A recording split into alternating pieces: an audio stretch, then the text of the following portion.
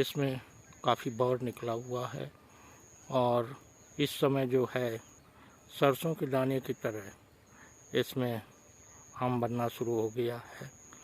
तो इस समय किसान भाई अपनी आम की बौर में जो है कैसे मैंगो हॉपर मिलीबग आदि का नियंत्रण रखें जिससे आम अच्छे से सेटिंग हो। वैसे आम की तमाम तरह की प्रजातियां हैं, जैसे फजरी, चौसा, दशहरी और लंगड़ा आदि। ये कुछ लंबी अवधि की प्रजातियां हैं। इसके अलावा बौनी प्रजातियों में आम्रपाली, मल्लिका आदि प्रजातियां हैं।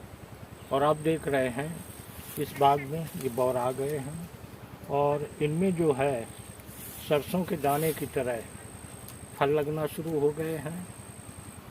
तो जिन किसान भाइयों के पास आम के बाग हों तो इस समय मार्च का अंतिम पखवाड़ा चल रहा है, तो इसमें मौसम का उतार चढ़ाव चलता है।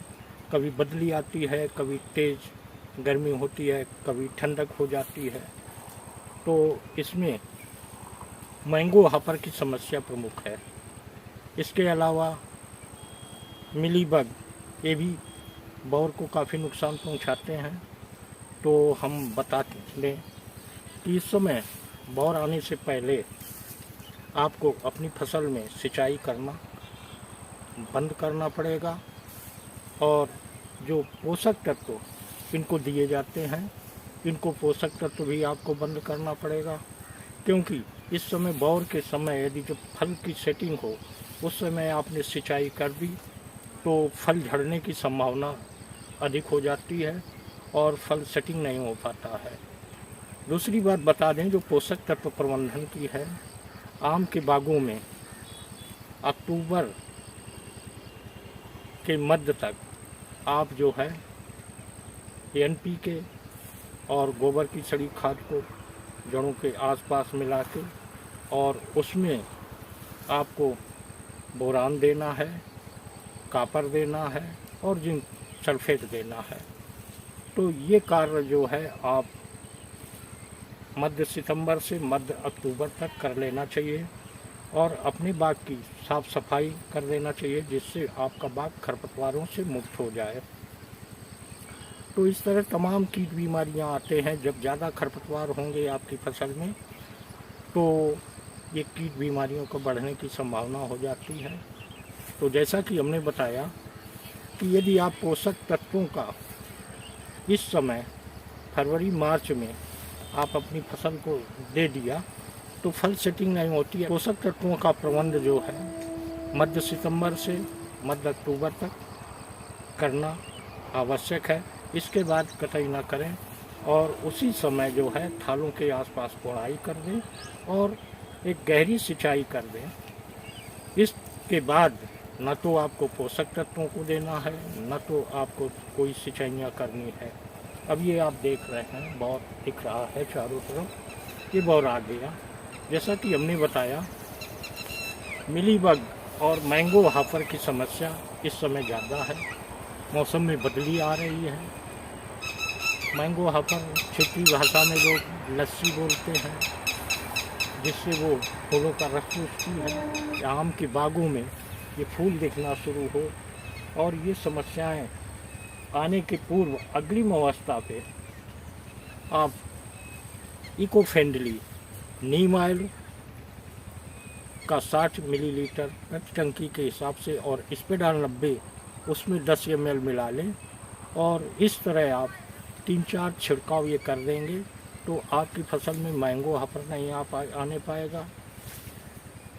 इसके अलावा यदि कहीं कहीं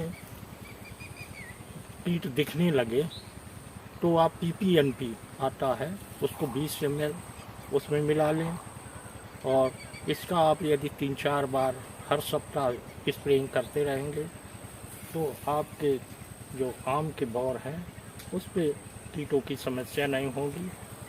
क्योंकि हम ये बता रहे हैं इको फ्रेंडली इस वजह से बता रहे हैं कि जब आम के पौधों में बौर होता है उस समय प्रसेचन की प्रक्रिया होती है और परागण की प्रक्रिया जो है कीटों द्वारा की जाती है।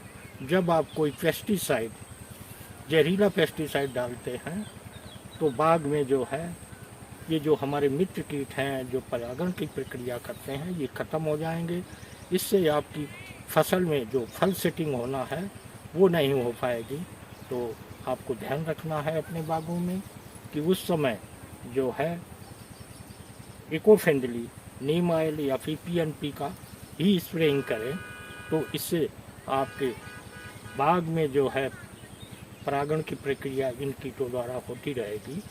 इसके अलावा जब आपके आम के पौधे पे मटर के दाने की तरह फल लगे उस समय आप जो है इस पे ये जो स्प्रेइंग करेंगे इको फ्रेंडली की, इसके साथ यदि ब्लूम और नाइट्रो किंग 40-40 मिलीलीटर प्रति 15 लीटर की टंकी के हिसाब से आप मिला के इसका पानी छिड़काव कर दिया 2 बार, तो आपके फल का साइज अच्छा होगा, उसकी जो है कैपेसिटी यानी शेल्फ लाइफ बढ़ेगी और शाइनिंग होगी, नेचुरल स्वाद होगा।